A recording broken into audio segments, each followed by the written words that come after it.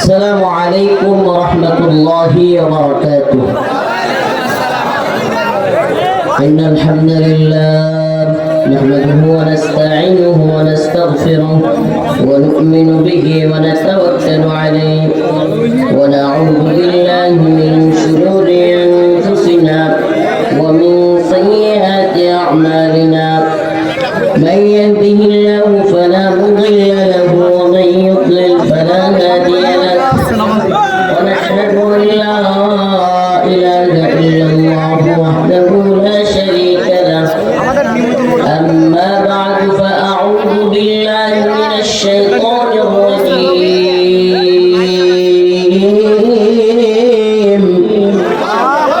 بسم الله الرحمن الرحيم.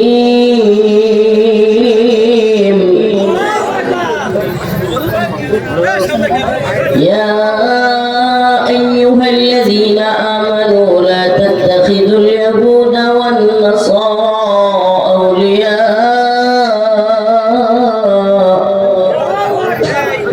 بعضهم أولياء بعض ومن يتولهم منكم فإنه منهم إن الله لا يهدي القوم الظالمين. صدق الله مولانا العظيم وصدق رسوله النبي الكريم ونحن على ذلك من الشاهدين والشاكرين والحمد لله رب العالمين.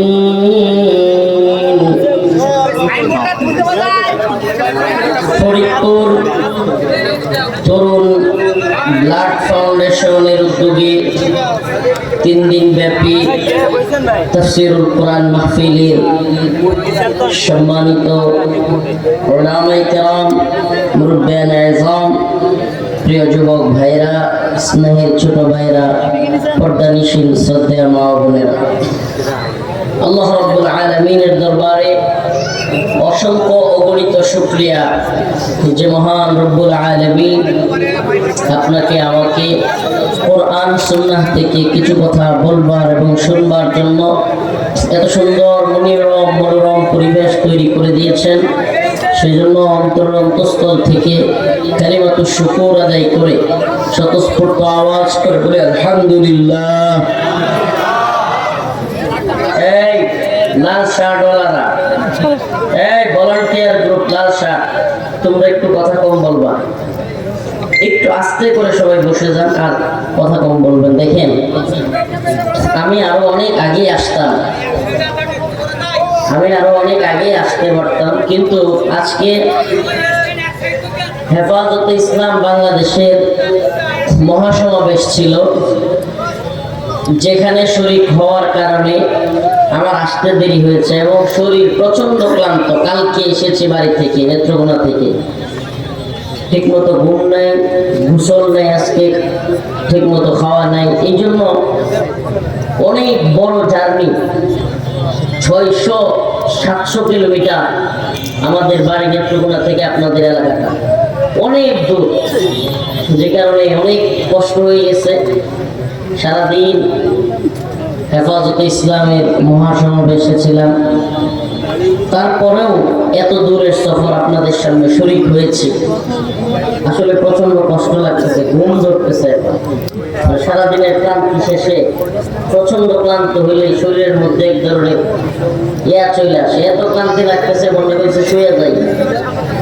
তো তারপরেও মানুষ অপেক্ষা করে। আমি না করে দিছিলাম কমিটিকে যে যেহেতু হেফাজতে ইসলামের মহাসমাবেশ 3 তারিখ, আমাদের 3 তারিখ বাদ দিয়া পরবর্তীতে বলে হুজুর প্রচারণা হয়ে গেছে অনেক কিছু, তখন বাধ্য হয়ে আজকে ঠিক রাখতে হলো, কিন্তু কষ্ট হয়ে গেছে চরম। তো এই জন্য খাস করে দোয়া করবেন। একটা বিষয় কি, আমরা যে কারণে কথাগুলো বলতেছি, আজকে যে বিষয়গুলো আমাদের চোখের সামনে, 6টা মাস হয় নাই, মাত্র তো আগস্টের পরে কয় মাস হলো, এখন হলো এপ্রিল, না এপ্রিল মাস, আজকে হলো মে মাসের 3 তারিখ। August, September, October, November, December, January, February, March, April, May, 10 মাস চলে। এখনো তো এক বাচ্চার বয়স হইল না। 10 মাস 10 দিন অন্তত না বাচ্চা মায়ের পেটে থাকে। তো এক বাচ্চা মায়ের পেটে থাকার বয়সে তো এই সরকারের হইল না। এখনই যে দ্রব্যসন্ধি শুরু হয়েছে, যেই জাতীয় আন্তর্জাতিক চক্রান্ত এদেশের জনগণকে নিয়ে শুরু হয়েছে, এটা এক কঠিন বিষয়। আমরা 16 বছর অনেক জুলুমের শিকার হয়েছি।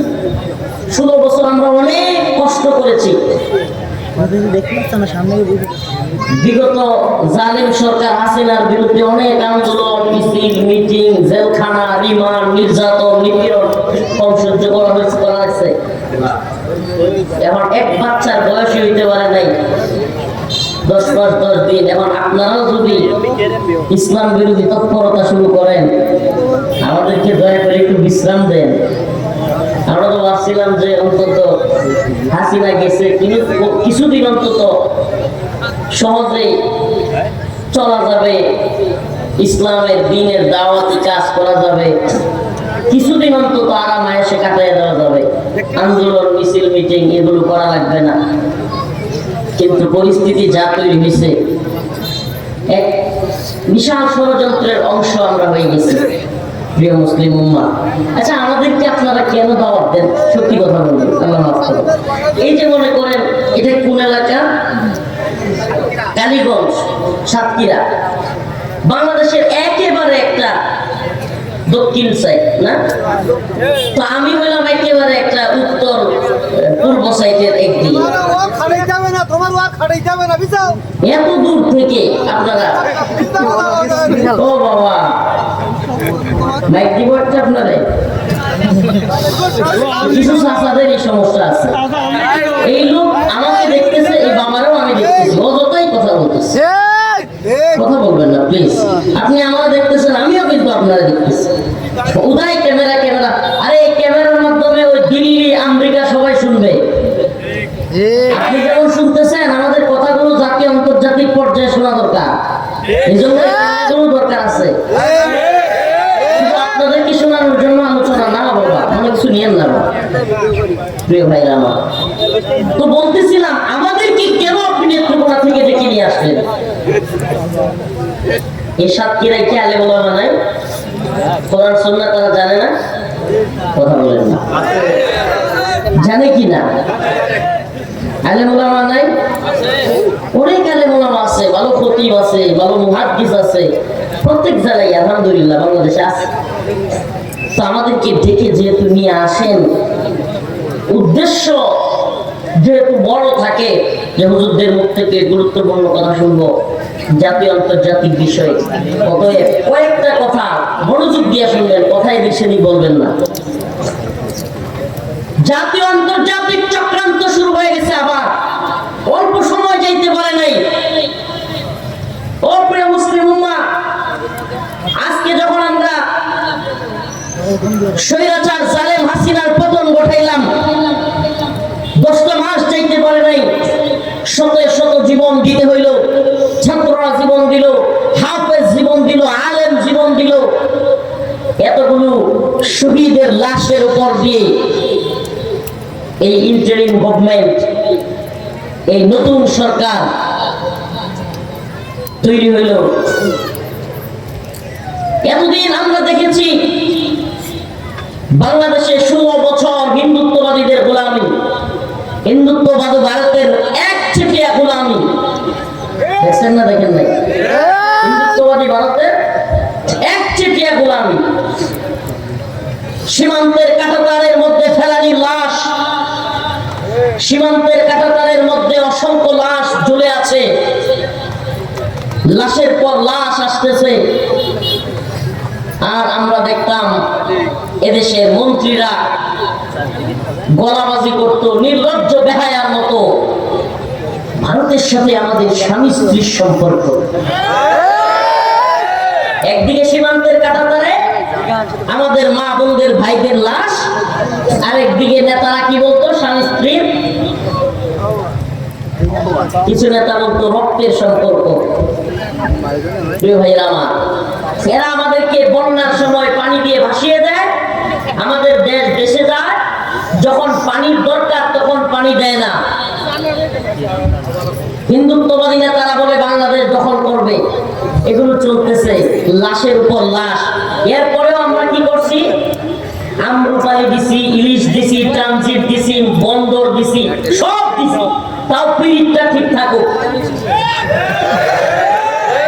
কিন্তু একচেটিয়া পিরিত, ওই অবৈধ পিরিত, স্বামী স্ত্রীর সম্পর্কের যে অবৈধ পিরিত, হিন্দু আর মুসলমানের অবৈধ পিরিত বেশি দিন টিকে নাই। প্রিয় ভাইরা আমার, তো এখন শেখ হাসিনা একটা বক্তব্য দিয়ে গিয়েছে যে আমি যদি আন্তর্জাতিক এবং আমেরিকা এবং ইন্টারন্যাশনাল কমিউনিটির কথা শুনতাম এবং তাদের কথা মতো চলতাম, আমি যদি কক্সবাজারের যে ইয়াটা আছে ওটা যদি দিয়ে দিতাম, সেন্ট মার্টিন দিয়ে দিতাম, তাইলে আমার ক্ষমতা থেকে সরাইতো না, আমি থাকতে পারতাম। এই কথা জাতির সামনে ছেড়ে দিল। এখন এই কথা বাতাসে ভাসতেছিল। মুসলমান, আমার কথাগুলো বোঝার চেষ্টা করবেন। আমার আজকের আলোচনা কোরআন থেকে, কথা বুঝেন, কোন বাহির থেকে আলোচনা নয়। আল্লাহ বলতেছেন, ইয়া আইয়ুহাল্লাযীনা আমানু লা তাত্তাখিযুল ইয়াহুদা ওয়ান নাসারা আউলিয়া বা'দুহুম আউলিয়া বা'দ ওয়া মান ইয়াতাওয়াল্লাহুম মিনকুম ফাইন্নাহু মিনহুম ইন্নাল্লাহা লা ইয়াহদিল কওমায যালিমিন।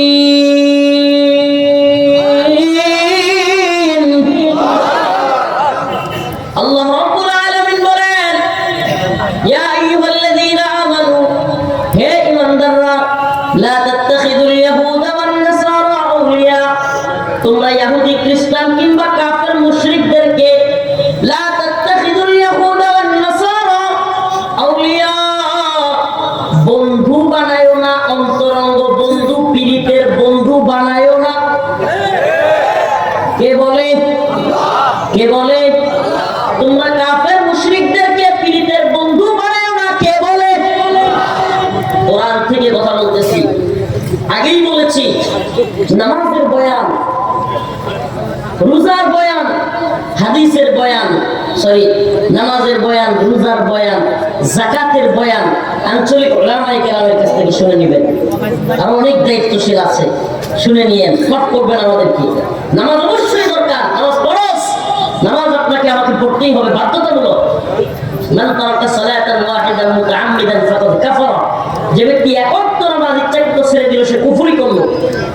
নামাজ ছাড়া যাবে। কিন্তু আমরা আলোচনা করে যাই, অনেকে বলে কি আলোচনা করলো, কি কয়ে গেল, তো নামাজের কথাও তো কইল না। আমি বলি, বেটা, নামাজের কথা আলোচনার দরকার কি? নামাজ তো আল্লাহ ফরজ করছে। ইসলামী শরিয়া থাকলে তোর পাছায় বাড়ি দেওয়া হতো, নামাজের কোনো আলোচনা চলতো না। এখন আমরা যখন জাতীয় আন্তর্জাতিক বিষয়গুলো ধরাই দেই, যেগুলো কেউ বলে না, তখন কিছু সমালোচক তৈরি হয়, হুজুর এত দূর থেকে আইসা কি আলোচনা করে গেল? রাজনৈতিক বয়ান।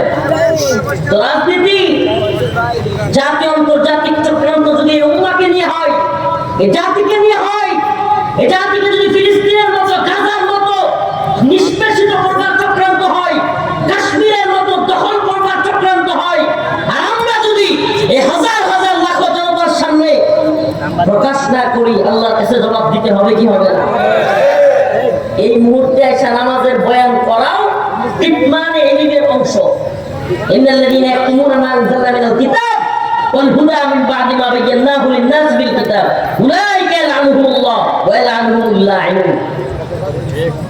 আল্লাহ বলেন যে আমার কোরআন, আমার কিতাবে আমি যা যা বলছি বয়ান করার পরে, ব্যাখ্যা করার পরে, এইটা যারা কিছু পকেট আর পেটের দান্দার জন্য কিংবা ভয়ে কিংবা যে কোনো কারণে লুকায় ফেললো, উলাইকা ইয়ালআনুহুমুল্লাহ, আল্লাহর পক্ষ থেকে লানত প্রাপ্ত, নাউজুবিল্লাহ।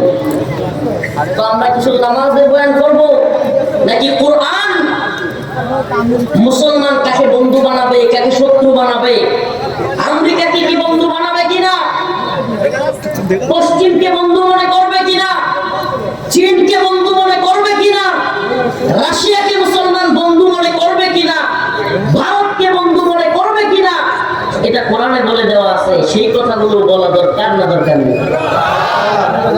আজকে আপনি আমরা কি দেখছি, এই বাবারা আমার কথা বুঝতেছেন? কষ্ট হচ্ছে?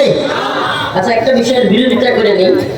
এত সুন্দর আয়োজন, মাশাআল্লাহ, খুব সুন্দর, ভালো লাগছে, আলহামদুলিল্লাহ। শুকরিয়া যারা আয়োজন করেছেন তাদেরকে। সুন্দর একটা আয়োজন, খোলা মাঠে এত সুন্দর মজমা। আগে ভালো জিনিসের ক্রেডিট দিয়ে নিলাম।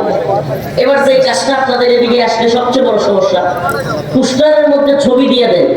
রফিকুল ইসলাম মাদানির কি ছবি দিয়েছি নাই? তো এই হারাম কাজটা করার দরকারটা কি? অযথা প্রিন্ট ছবি, প্রিন্ট মোবাইলের ছবি, ছবি 3 প্রকার। এখন আমি ওই দিকে আলোচনা যেতে পারবো না, এটা আমার ইস্যু না। ছবি, ছায়া, ছায়া ছবি। ছবি কয় প্রকার? ছবি, ছায়া, ছায়া ছবি। এক একটা ভিন্ন ভিন্ন ধরন আছে, এগুলো এক একটা মাসআলা এক এক রকম। এখন এই লম্বা সময় নাই মাসআলা দেওয়ার বা আলাদা আলাদা এগুলো বিস্তারিত তাফসীর করার। কিন্তু এই যে প্রিন্টিং ছবি, এটা জায়েজ নাই।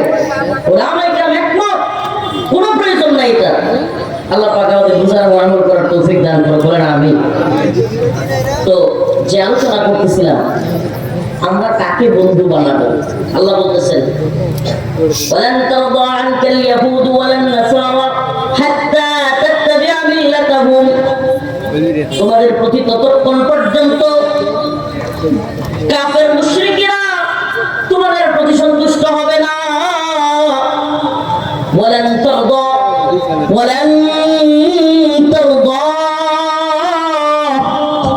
তোমাদের প্রতি তারা কোনোভাবেই রাজি খুশি হবে না। আনকাল ইয়াহুদ ওয়ালান নাসারা হাত্তা তাত্তাবি'a মিল্লাতাহুম। ওই আমেরিকা তোমাদের প্রতি রাজি খুশি হবে না। কে বলে? কে বলে? ওই আমেরিকা তোমাদের প্রতি রাজি খুশি হবে না। ওই ব্রিটেন তোমাদের প্রতি রাজি খুশি হবে না। ওই ইসরায়েল তোমাদের প্রতি রাজি খুশি হবে না।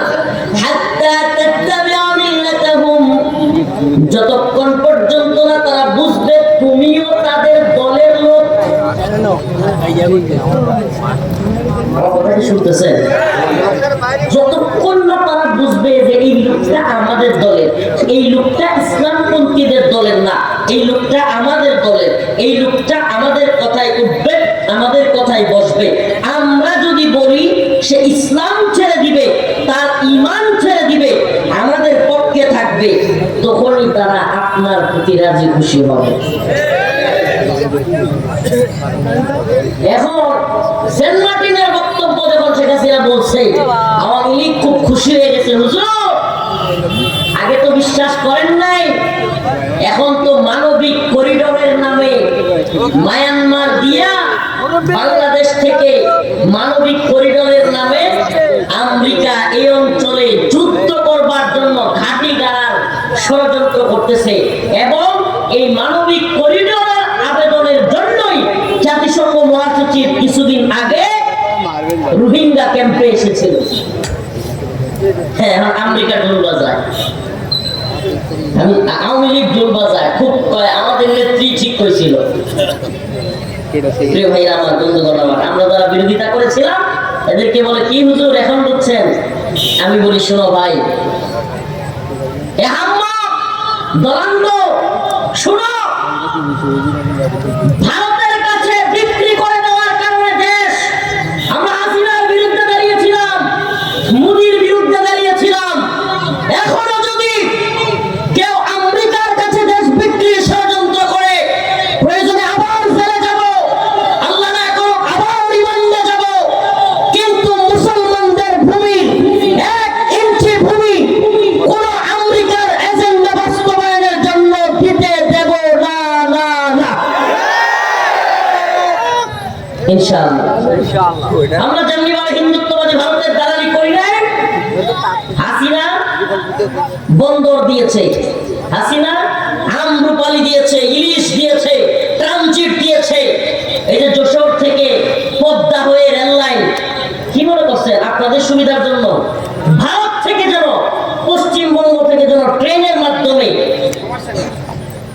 বাংলাদেশ পুরাটা পার হয়ে সেভেন সিস্টারে যেন ট্রেনের মাধ্যমে অস্ত্র যাইতে পারে, সেভেন সিস্টারে যেন গোলাবারুদ যাইতে পারে, সেভেন সিস্টারে যেন ভারতীয় সেনাবাহিনী বাংলাদেশের ট্রেন দিয়ে যাইতে পারে। এই জন্য এই প্ল্যান, এটা বিরাট বড় প্ল্যান। প্রিয় ভাইরা আমার, এই কথাগুলো আপনাদের কাছে বলার জন্য আমরা অনেক দুঃখিত আছি। এই কথাগুলো বলবার জন্য জাতিকে বোঝানোর উদ্দেশ্য। কেন বুঝাবো? যে হুজুর আমরা গ্রামের মানুষ, এই অঞ্চলের মানুষ বুঝলে কি হবে? কি মনে করছেন পৃথিবীর ইতিহাস পাল্টে দেওয়ার জন্য লক্ষ লক্ষ মানুষের প্রয়োজন হয় না, যুগ জামানা পাল্টে দিতে লক্ষ লোকের প্রয়োজন হয় না। যদি এখান থেকে কিছু যুবক তৈরি হয়ে যায় যে এরাই প্রয়োজনে এই অঞ্চলের সমস্ত জাতীয় আন্তর্জাতিক চক্রান্ত নস্যাৎ করে দেওয়ার জন্য, প্রয়োজন হলে দ্বীনের জন্য শাহাদাতের নজরানা পেশ করে দাঁড়ায় যাবে, আমরা সেই তামান্না লালন করি। ষড়যন্ত্র চলছে। এই ষড়যন্ত্র, যে ষড়যন্ত্রের কারণে আমি আজকে সেই সূরাতুল মাইদার 52 নম্বর আয়াত কারিমা তিলাওয়াত করেছি, ষড়যন্ত্রটা হলো মানবিক করিডর। কি করিডর? আমরা আবারও বলতেছি, কথাগুলো কেন বলে নিলাম? আওয়ামী লীগের খুশিতে গদগদ হয়ে যাওয়ার বিষয় নাই, তোমার নেত্রী বুঝে ফেলছে। আরে বেটা, তোমার নেত্রী ভারতকে দেয় নাই এমন কিছু নাই, তোমার নেত্রী নিজে বলেছে আমি ভারতকে এত কিছু দিয়েছি যে ভারত সারা জীবন বলবে। বলে নাই? বলে নাই? প্রিয় ভাইরা আমার, এখন বর্তমান হালত হইল মানবিক করিডরের নামে প্রক্সি ওয়ার। এটা অনেকে বুঝবেন, আবার অনেকে বুঝবেন না। প্রক্সি ওয়ার, মায়ানমারে যে যুদ্ধটা আপনারা দেখতেছেন, মায়ানমারের যুদ্ধ কিন্তু ত্রিমুখী যুদ্ধ। এক, মায়ানমারের জান্তা সরকার সেনাবাহিনী। Number 2, Arakan army, Arakan army. Number 3, মুসলমানদেরও কিছু গ্রুপ আছে, আরসা কিংবা এরকম। আরসার প্রধান বর্তমানে বাংলাদেশের জেলখানায় আবু আম্মার জুনুনি। প্রিয় ভাইরা আমার, কেন কথাগুলো বলছি বুঝবার চেষ্টা করেন। এই যে যুদ্ধ, এই যে মায়ানমারের রাখাইন এবং এই অঞ্চলের যুদ্ধটা, এই যুদ্ধে অস্ত্র কিংবা রসদ কিংবা বিভিন্ন কিছু পাঠানোর জন্য বাংলাদেশ হইয়া একটা করিডোর দরকার। করিডোর মানে রাস্তা, একটা জায়গা দরকার। এই জায়গাটার বর্তমানে নীতিগত সিদ্ধান্ত এই সরকার কারোর সাথে কথা নাই, বার্তা নাই, অলরেডি তারা নিয়ে নিছে মানবিক করিডোর। নামটা কত সুন্দর, মানবিক করিডোর। শুনতে ভালো লাগে না? মানবিক, কেমন একটা মানবতা, মানবতা হয়। কিন্তু এই মানবতার আড়ালে এই ভূখণ্ডের মুসলমানদের জন্য অপেক্ষা করছে ভয়ঙ্কর ষড়যন্ত্র। এই মানবতার আড়ালে এই ভূখণ্ডের মুসলমানদেরকে প্রক্সি ওয়ারের মধ্যে জাতীয় আন্তর্জাতিক মোড়লদের যুদ্ধক্ষেত্রে পরিণত করবার এক নীল নকশা চলছে। কি সেই নীল নকশা? এখান থেকে আমেরিকা আরাকান আর্মিকে সাপোর্ট করবে মায়ানমারের জান্তার বিরুদ্ধে, এবং আরাকান এবং বাংলাদেশের কিছু অঞ্চল নিয়ে আমরা যতদূর শুনছি তারা একটা নতুন রাষ্ট্র গঠন করবে। কল্পনা করা যায়? তাইলে কি এটা এই অঞ্চলের মুসলমানদের জন্য কল্যাণের হবে? আমার কথা কি বুঝতেছেন না? এই অঞ্চলের মুসলমানদের জন্য এটা কল্যাণের হবে? একটা কথা মনে রাখবেন, আমেরিকা যার বন্ধু তার শত্রু দরকার নাই। আমেরিকা যার বন্ধু তার কি দরকার নাই? আফগানে লক্ষ লক্ষ মুসলমানদেরকে আমেরিকা হত্যা করে নাই? ইরাকে হাজার হাজার মুসলমানদেরকে আমেরিকা হত্যা করে নাই? এত এত মুসলমানদেরকে পাইয়া এখন মায়ানমারের মুসলমানদের জন্য এত মায়া, এত দরদ। মার চাইতে মাসির দরদ বেশি হইলে ওই মাসির চরিত্র খারাপ। বুঝেন নাই? মানে আপনার বাবার জন্য আপনার খালার দরদ, খালা মাসি, মাসি মানে হইল খালা। আপনার বাবের জন্য আপনার মা চাইতে আপনার খালার দরদ বেশি, তাইলে বোঝা যায় খালার চরিত্র ভালো না। কারণ মার চাইতে মাসির দরদ বেশি হয়ে গেছে। সারা পৃথিবীর মুসলমানদেরকে আমেরিকা মারে, এই বর্তমান ফিলিস্তিনে যে মুসলমানদেরকে মারতেছে ইসরায়েলিরা, বলেন এই ইসরায়েলিদেরকে অস্ত্র কে দিচ্ছে, গোলা বারুদ কে দিচ্ছে, ট্যাঙ্ক কে দিচ্ছে, মিসাইল কে দিচ্ছে, বলেন আমেরিকা।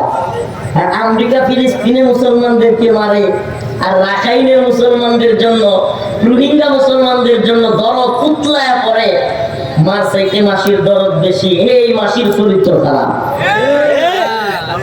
এই মাসি এই অঞ্চলে মুসলমানদের উপর আধিপত্য বিস্তার করবার জন্য বাংলাদেশ, পাকিস্তান, আফগানিস্তান সহ এই উপমহাদেশের মুসলমানদেরকে তাদের চাটা করে পিষ্ট করবার জন্য এবং এই অঞ্চলে নিজেদের মোড়লগিরি টিকায় রাখবার জন্য মায়ানমারে মানবিক করিডোরের আড়ালে আমেরিকার ঘাঁটি করবার এক নীল নকশা তৈরি করছে। কথা একবার স্পষ্ট শুনেন। আল্লাহ বলেন, ইয়া আইয়ুহাল্লাযীনা আমানু লা তাত্তাখিযুল ইয়াহুদা ওয়ান নাসারা আউলিয়া।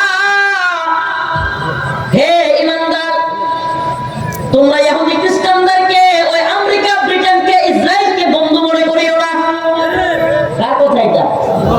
আপনি যত বড় বুদ্ধিজীবী হন, যত বড় কলামিস্ট হন, যত বড় ইতিহাসবিদ হন, যত বড় রাজনৈতিক বুদ্ধা হন, যত বড় আপনি কূটনৈতিক বুদ্ধিজীবী হন, লাভ নাই। আল্লাহর কোরআনের কাছে আপনার জ্ঞান একেবারে নস্যি, কিছু না। আপনার জ্ঞান কিছুই না। আল্লাহ জানেন খ্রিস্টানরা মুসলমানদের বন্ধু হবে না। আল্লাহ জানেন ইহুদিরা মুসলমানদের বন্ধু হবে না। আমি বর্তমান সরকারকে বলি, ডক্টর মোহাম্মদ ইউনূস সাহেবের সরকারকে, আল্লাহ পাকের কালামুল্লাহর কথা শুনেন। আল্লাহ বলছে, ওয়ালান তারদা, ওয়ালান তারদা। হে ডক্টর ইউনূস সাহেবের সরকার, আপনার প্রতি কোরআনের ঘোষণা, আপনার প্রতি কোরআনের দাওয়াত হলো ওয়ালান তারদা। হে ডক্টর ইউনূস সাহেবের সরকার, তোমাদের প্রতি আমেরিকা রাজি খুশি হবে না যদি করিডোর না দাও। তোমাদের প্রতি আমেরিকা রাজি খুশি হবে না যদি তাদের কথা না শুনো। তোমাদের প্রতি আমেরিকা রাজি খুশি হবে না যদি নারীর সমান অধিকার বাস্তবায়নের চেষ্টা না করো। তোমাদের প্রতি আমেরিকা রাজি খুশি হওয়ার চেষ্টা করবে না। আমি আরো কিছু নাম বলেই ফেলি, কি কর? ও বিএনপি, ও জামাত ইসলামী, ও অমুক দল, তমুক দল, তোমাদের কারোর প্রতি আমেরিকা রাজি খুশি হবে না যদি তোমরা তাদের কথাই না চলে, কারো কথাই না। এই কথা যদি মুমিন হিসেবে না বুঝো, ধোঁকা খাবা, ধোঁকা। নিজে ধোঁকা খাবা, জাতিকে ধোঁকা দিবা। হাসিনা ভারতের কথা শুনছে, হাসিনা ভারতের কথা শুনছে, ভারত কি তারা বাঁচাইতে পারছে? যারা আমেরিকার কথা শুনতেছে, আমেরিকাও তাদেরকে বাঁচাইতে পারবে না। 47-এর আগে দেশভাগ, আমরা যখন পুরো ভারত মহাদেশ ছিলাম, ভারত বর্ষ ছিলাম, সবাই খুব খুশি। প্রাচীন ওলামায়ে কেরামের ইতিহাস শুনলে দেখা যায় তারা অনেক খুশি। হিন্দু এবং মুসলমানদের আলাদা রাষ্ট্র, হিন্দুদের জন্য হিন্দু রাষ্ট্র হিন্দুস্তান, মুসলমানদের জন্য আলাদা রাষ্ট্র পাকিস্তান, দুইটা রাষ্ট্র আলাদা ভাগ করা হয়েছে। খুব খুশি। আমরা মনে করছিলাম আমরা স্বাধীন, আমাদের মুরব্বীদের কথা, আমরা মনে করছিলাম আমরা স্বাধীন, এই তো ভালো হয়ে গেছি, ভালো আছি। কিন্তু কিছুদিন যাইতে না যাইতে পূর্ব পাকিস্তানের মুসলমানদের উপর জুলুম শুরু হয়ে গেছে। এবার পূর্ব পাকিস্তানের মুসলমানরা গর্জে উঠছে যে আমরা পশ্চিম পাকিস্তান, বর্তমান পাকিস্তানি নেতাদের কথা মানি না, তাদের জুলুম অত্যাচার সহ্য করব না। আবার শুরু হয়ে গেছে যুদ্ধ।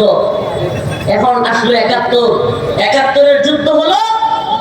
এদেশের মানুষ মনে করলো আমরা স্বাধীন স্বাধীন। স্লোগান শুরু হয়ে গেল, পিন্ডি না ঢাকা, ঢাকা ঢাকা, পিন্ডি পিন্ডি, দিল্লি না পিন্ডি পিন্ডি। পিন্ডি মানে রাওয়ালপিন্ডি, পাকিস্তানের একটা অঞ্চলের নাম। নাম কি? এখন বাঙালিদের স্লোগান কি? বাংলাদেশি মুসলমানদের পিন্ডি না ঢাকা। অনেক চিল্লাইলো। এখন যখন পাকিস্তান থেকে স্বাধীন, ওরা কিছুদিন পরে এই দেশের মানুষের স্লোগান এখন কয় দিল্লি না ঢাকা, কারণ বুঝে ফেলছে পাকিস্তানের গোলামি থেকে আমরা স্বাধীন হয়েছি ঠিকই, কিন্তু ভারতের গোলামের মধ্যে আবদ্ধ হয়ে গেছি। এখন আবার নতুন স্লোগান, দিল্লি না ঢাকা, দিল্লি না ঢাকা। এখন 5ই আগস্টে আলহামদুলিল্লাহ, শুকরিয়া, ভালো লাগে দেখতেও। আগে দেখতাম আরে কষ্ট যে লাগতো, আমাদের সীমান্তের কাঁটাতারের বেড়ার মধ্যে আমাদের মা বোনদের লাশ পড়ে আছে, আর এদিকে বিএসএফ এর প্রধান, ভারতের সীমান্ত রক্ষী বাহিনীর প্রধান ঢাকার রাজধানীতে বৈশা খোলামেলা হল রুমের মধ্যে বিজিবির প্রধানদের সামনে, রাষ্ট্রের গুরুত্বপূর্ণ মানুষের সামনে দম্ভিকতা নিয়ে বলতো, সীমান্তে যাদেরকে হত্যা করা হয় এরা সব অপরাধী। কষ্টে মুখটা হয়েছে দেখতো। আরে বেটা, কে অপরাধী কে অপরাধী না সেটা কি সীমান্তে গুলি করে নির্ধারণ করা হবে? কে অপরাধী সেটা তো নির্ধারণ করার জন্য আইন রয়েছে, আদালত রয়েছে। পারলে তাকে অ্যারেস্ট করতি, গুলি করে হত্যা করে বলতো। এখন অবশ্য একটু ভালো লাগে। ওই দিন একটা ভিডিও দেখে মনটা জোড়ায় গেছে। আমি এই ছবি আমার ফেসবুকের প্রোফাইলে দিছি, এই ছবি দিল্লা জোড়ায় গেছে। বিএসএফ 2-3টা বাংলাদেশে ঢুকছে মুসলমানদেরকে মারবার জন্য। বিজিবি আর পাবলিকে মিলে এমন পিটানি দিছে, এখন পা ধরে পা, মুঝে ছোড় দো, মুঝে ছোড় দো। এখন কয় মুঝে ছোড় দো, আমাকে ছেড়ে দাও, পায়ে ধইরা ছেড়ে দেওয়া ক্যান্ডাবাসি। ভালো লাগে দেখতে, মনে হয় নিজেদেরকে একটু স্বাধীন। কিন্তু এখন আবার যখন মায়ানমারের করিডোরের কথা শুনি, তখন আবার মনে হয় স্লোগান এবার আবারও পাল্টে যাবে। বাংলাদেশি মুসলমানদের স্লোগান, এখন তো স্লোগান শুরু হবে ওয়াশিংটন না ঢাকা। এটা আমি লিখে রাখি, ছোট মানুষ অগ্রিম বললাম, আমি অগ্রিম বুঝি তো, এই জন্য আমার অগ্রিম গ্রেফতার করে। আমি একটু অগ্রিম বুঝি, এই জন্য আমার অগ্রিম গ্রেফতার করে। মানে হেফাজতের এত এত নেতা, এত বড় বড় নেতাদের রাইখাও আমি ছোট মানুষ, আমার 1 সপ্তাহের ব্যবধানে 2বার গ্রেফতার করছিল, জানেন এটা? না, সবাই রাইখা সবার আগে 2বার গ্রেফতার করছে। তো এই জন্য আগে ভাগে বলি, বাংলাদেশি মুসলমানদের একেবারে খুব কাছাকাছি দেখবেন যে স্লোগান পাল্টে গেছে, ওয়াশিংটন না ঢাকা স্লোগান শুরু হয়ে যাবে। তার মানে বোঝা গেল মনিব চেঞ্জ হয়েছে, গোলামগুলো একই রয়ে গেছে। মনিব চেঞ্জ হয়েছে, প্রভু চেঞ্জ হয়েছে, কিন্তু গোলামগুলো একই রয়ে গেছে। আমরা এখনো গোলামের জিনজিরে আবদ্ধ। কখনো পাকিস্তানের গোলামি, কখনো ভারতের গোলামি, কখনো আমেরিকার গোলামি। গোলাম আমরাই, মনিব শুধু চেঞ্জ হয়েছে। আফসোস, আফসোস, এই স্বাধীনতা আমরা চাই নাই। স্বাধীনতা, প্রকৃত স্বাধীনতা হলো ঈমানের স্বাধীনতা। প্রকৃত স্বাধীনতা হলো কোরআনের স্বাধীনতা। প্রকৃত স্বাধীনতা হলো লা ইলাহা ইল্লাল্লাহর স্বাধীনতা। যেই স্বাধীনতা বলে আমি আল্লাহকে মানি, আমি আল্লাহকে রব হিসেবে মানি, আমার জীবন বিধান, আমার সংবিধান হলো আল কোরআন। আমি ইসরায়েলের গোলামি করি না, আমরা পাকিস্তানের গোলামি করি না, ভারতের গোলামি করি না, আমেরিকার গোলামি করি না, আমরা গোলামি করি একমাত্র আল্লাহ। এই কথা বলার দ্বারাই হলো প্রকৃত স্বাধীনতা। ঠিক না? এই কথা বলতে পারা যে আমরা ভয় করি কাকে? আল্লাহকে ভয় করি। আল্লাহ বলছেন, আল্লাহর বক্তব্য, লাতাজিদান্না শাদ্দান নাসি আদাওয়াতান লিল্লাযিনা আমানুল ইয়াহুদা ওয়াল্লাযিনা আশরাকু। আল্লাহ রাব্বুল আলামিন বলেন, লাতাজিদান্না শাদ্দান নাস আদাওয়াতান লিল্লাযিনা আমানুল ইয়াহুদা ওয়াল্লাযিনা আশরাকু। আল্লাহ রাব্বুল আলামিন বলেন, লাতাজিদান্না, অবশ্যই অবশ্যই তোমরা পাবে, আসাদ্দান নাস, মানুষদের থেকে, আদাওয়াতান, শত্রুতার ব্যাপারে, আদাওয়াতান লিল্লাযিনা আমানুল ইয়াহুদ, অবশ্যই অবশ্যই তোমরা মুমিনদের কঠিন শত্রু হিসেবে পাবে। ইয়াহুদা ওয়াল্লাযীনা আশরাকু, ইহুদি এবং মুশরিকদেরকে, তাদেরকে আল্লাহ পরিচয় করায় দিচ্ছেন, হে মুমিন তোমাদের সবচেয়ে কঠিন শত্রু হলো ইহুদি এবং মুশরিকরা। ও প্রিয় সাক্ষীরা মুসলমান, একটু আপনি একটু আপনার চোখগুলো খুলে দেখেন, বর্তমান পৃথিবীতে মুসলমানদের উপর সবচেয়ে বেশি নির্যাতন যে এলাকায় হচ্ছে তার নাম হলো ফিলিস্তিন। আর ফিলিস্তিনে যারা, গাজায় যারা মুসলমানদের উপর নির্যাতন নিপীড়ন করছে তারা কারা? ইহুদি। আল্লাহর কথার মিল আছে না নাই? এবং আমরা যদি দ্বিতীয়বারে চোখটাকাই চোখ খুলে দেখি মুসলমানদের উপর অন্য একটা জায়গায় যেখানে আরো বেশি নির্যাতন নিপীড়ন হচ্ছে, ফিলিস্তিনের পরেই যেখানে নির্যাতিত হচ্ছে মুসলমানরা, সেই ভূখণ্ডের নাম হলো কাশ্মীর। ঠিক না? কাশ্মীর। এই কাশ্মীরে মুসলমানদেরকে নির্যাতন করতেছে এরা কারা? বলেন কারা? কারা? একদিকে ইহুদিরা আর একদিকে আল্লাহর কথা মিলছে নি? সুবহানাল্লাহ, সুবহানাল্লাহ ওয়া বিহামদিহি। আল্লাহর কথা তো মিলবেই, মিলবেই। আপনার বুঝে আসুক বা না আসুক, আল্লাহর কথা সত্য। সুবহানাল্লাহ, এটার নাম ঈমান। আমার বুঝে আসুক বা না আসুক, আল্লাহর কথা কি সত্য, এটার নাম ঈমান। আল্লাহ বলছে তোমাদের কঠিন শত্রু ইহুদি এবং মুশরিকরা। দেখেন না 26 জনকে কে বা কারা হত্যা করেছে।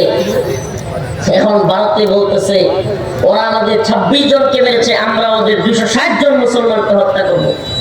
বলেন একবারের জন্য হিন্দুত্ববাদী নেতারা বলছে যে ভারতের 26 জন মারছে, পাকিস্তানের আমরা 260 জন মারবো? এটা বলে না। ওরা কি বলে? 26 জন হিন্দু মারছে, আমরা 260 জন মুসলমান মারবো। তার মানে বোঝা গেল এই সংঘাত ভারত পাকিস্তানের সংঘাত নয়, এই সংঘাত ঈমান এবং কুফরের সংঘাত। এই লড়াই ঈমান এবং কুফরের লড়াই। ভাইরা আমার, আপনি কোন পক্ষে? আপনি কোন পক্ষে? ঈমানের পক্ষে নাকি কুফরের পক্ষে? এটা হলো মেইন বিষয়। আপনি কোন পক্ষে? আপনি দেশে রাজনীতি করেন, আপনি রাজনীতি বুঝেন যে আমেরিকাকে মাইনাস করে কিছু করা যাবে না, বেশ আপনি ইসরায়েলের বিরুদ্ধে স্লোগান দেন, ইসরায়েলের বিরুদ্ধে বক্তব্য দেন ফিলিস্তিনিদের পক্ষে, অথচ আপনার মুখ দিয়ে আমেরিকার ব্যাপারে একটা কথাও বাইর হয় না। অথচ আপনি নিজেও জানেন আমেরিকাই ইসরায়েলকে দিয়ে ফিলিস্তিনে হামলা করাচ্ছে।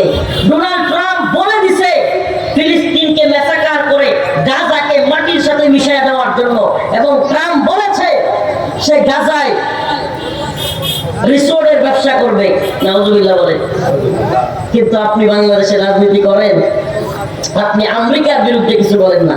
ছাগলের 3 নাম্বার বাচ্চা ইসরায়েলের বিরুদ্ধে বক্তব্য দেন। আর ইসরায়েল ফিলিস্তিনিদের সাথে, মুসলমানদের সাথে যুদ্ধে টিকতেই পারত না যদি আমেরিকার সহযোগিতা না থাকতো। তাই আপনাকে কথা বলতে হলে আমেরিকার বিরুদ্ধে বলতে হবে। আপনি যদি প্রকৃত পক্ষে ফিলিস্তিনিদের পক্ষে কথা বলতে চান, কার বিরুদ্ধে বলতে হবে? আমেরিকার বিরুদ্ধে বলতে হবে। এই কথাগুলো আমি প্রায় বলছি। বর্তমান পৃথিবীতে সবচাইতে মুসলমানদের বড় শত্রু হলো আমেরিকা। কারা? পৃথিবীর সবচাইতে ভয়ঙ্কর সন্ত্রাসী হলো আমেরিকা, জঙ্গিবাদী হলো আমেরিকা। মুসলমানদের উপর নির্যাতন নিপীড়নের স্টোন রোলার চালিয়ে এরা মুসলমানদেরকে আবার জঙ্গি, উগ্রবাদী, মৌলবাদী বলে ট্যাগ দেয়। আমরা এগুলো ট্যাগের তোয়াক্কা করি না। আল্লাহ রাসূল, আল্লাহ পাক বলেছেন ইউজাহিদুনা ফি সাবিলিল্লাহ ওয়ালা ইয়াখাফুনা লাওমাতা লাইম।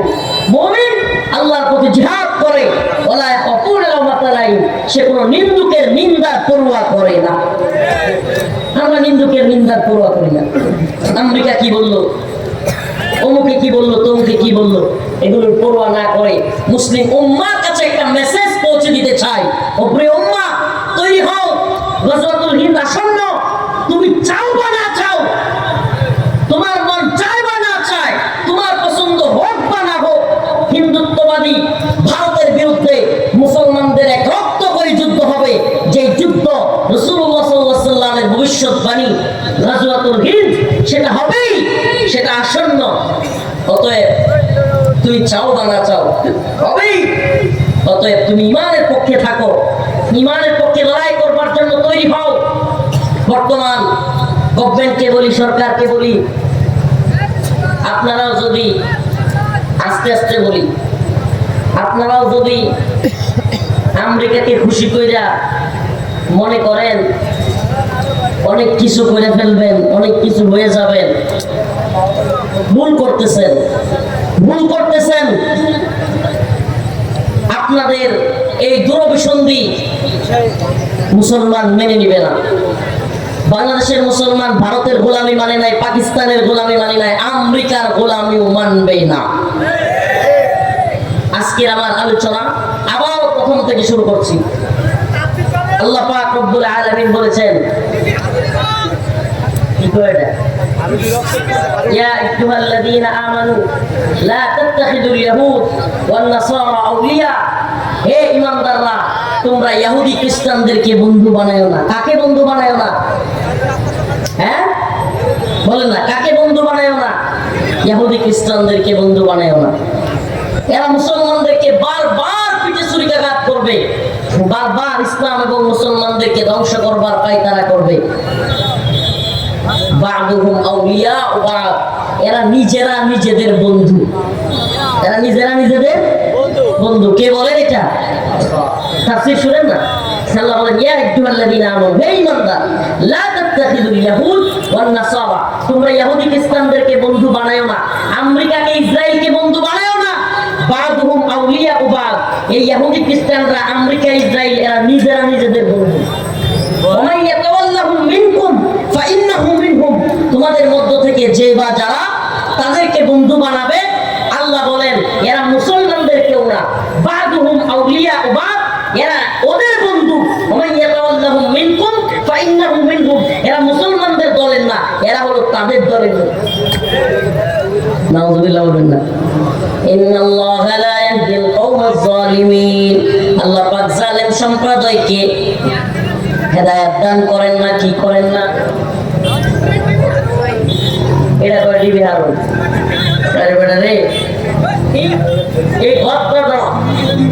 এই বদবাদা মানুষকে খুশি করবা, লৌকিকতার জন্য আলোচনা করি না। এই এত কষ্ট নিয়া, এত কঠিন পরিস্থিতির মধ্য দিয়াও আপনি কল্পনা করতে পারবেন না এটা কত লম্বা সফর।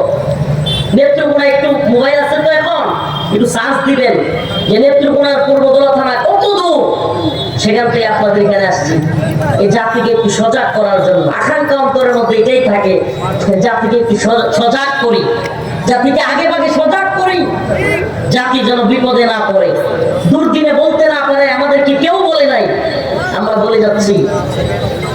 এই ষড়যন্ত্র থেকে আল্লাহ পাক হেফাজত করে বলেন। আমি বিবি হারুনের গল্প, জেলখানার গল্প এগুলো অনেক শোনাইছি, অনলাইনেও আছে, দেখে নেবেন। কিন্তু আমি যেটা বলতে চাচ্ছি, আরে আমরা যেই কারণে জুলুমের শিকার হইলাম, দেশ যেন কেউ বিক্রি করে দিতে না পারে, ভারতের কাছে যেন বিক্রি করতে না পারে, সেই একই কারণে যদি আবারও কেউ দেশের ভূখণ্ড, মুসলমানদের এই অঞ্চল নিয়ে ষড়যন্ত্র করে, আমরা কি তাদের ব্যাপারে চুপ থাকবো? চুপ থাকবো? অবশ্যই না। আল্লাহ পাক আমাদের সবাইকে বোঝার, আমল করার তৌফিক দান করুন।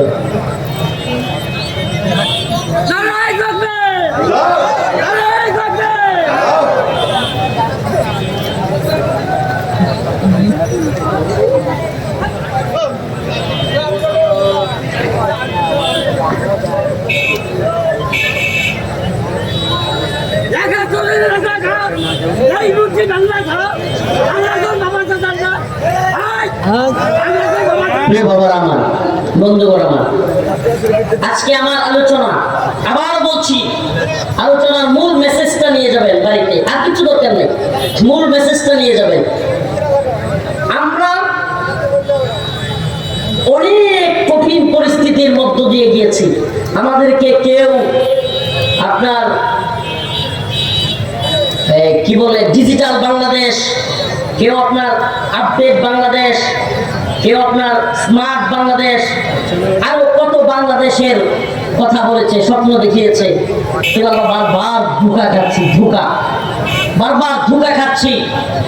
আমার আজকের আলোচ্য বিষয় হলো মুসলমান ইমানদার আমরা যেন ধোঁকা না খাই, আমরা যেন জাতির মূল মেসেজটা তৈরি করে দেই। ও জাতি, তোমার আমার স্বাধীনতা হলো ইমানের স্বাধীনতা, তোমার আমার স্বাধীনতা এই ভূখণ্ডে কোরআনের আইন প্রতিষ্ঠার স্বাধীনতা। আমরা লড়াই করবো কি জন্য? গণতন্ত্র প্রতিষ্ঠার জন্য, সমাজতন্ত্র প্রতিষ্ঠার জন্য, সেকুলারিজম প্রতিষ্ঠার জন্য, ভারতকে প্রতিষ্ঠা করবার জন্য, আমেরিকাকে প্রতিষ্ঠা করবার জন্য না। আমাদের লড়াই হবে কোরআন প্রতিষ্ঠার জন্য। ইনশাআল্লাহ রাজি আছেন তো? ইনশাআল্লাহ। লিল্লাহি তাকবীর, লিল্লাহি তাকবীর। নাসরুম মিনাল্লাহ ওয়া ফাতহুন করিব ওয়া বাশশিরিল মুমিনিন। ইনশাআল্লাহ টেনশন করবেন না। অনেকক্ষণ তো শুনলেন, কিন্তু মনে হয় হুজুর তাইলে কি হবে? না, এত পেরেশানির কিছু নাই। আল্লাহ বলছে কাম মিন ফিয়াতিন কালিলা গালাবাত ফিয়াতান কাসীরাতান বিইذনিল্লাহ। আল্লাহ পাক বলছে বড় বড় দলের বিরুদ্ধে আল্লাহর উপর যারা আস্থা এবং বিশ্বাস রেখেছে, আমি সেরকম ছোট্ট দলকেও বিজয় দান করেছি। আলহামদুলিল্লাহ। আপনারা কি দেখতেছেন না আল্লাহ পাক ইসরায়েলকে কি ধরা দিছে? দেখতেছেন না? দাবানলের আগুন আল্লাহ পাক ধরেছে। আল্লাহ পাক প্রত্যেক জালেমদেরকে ধরবেন। অতএব মুসলমানদের দরকার হলো নিজেদের ঈমানকে তৈরি করা, নিজেদেরকে এমন ভাবে তৈরি করা যে কোনো মুহূর্তে ময়দানে ডাক আসলে আমি যেন ঝাঁপায়া করতে পারি দ্বীন ঈমানের জন্য শাহাদাতের নজরানা নিয়ে। রাজি আছেন? ইনশাআল্লাহ রাজি আছেন? দ্বীনের জন্য, শাহাদাতের জন্য তৈরি আছেন? আসসালামু আলাইকুম ওয়া রাহমাতুল্লাহি ওয়া বারাকাতুহু।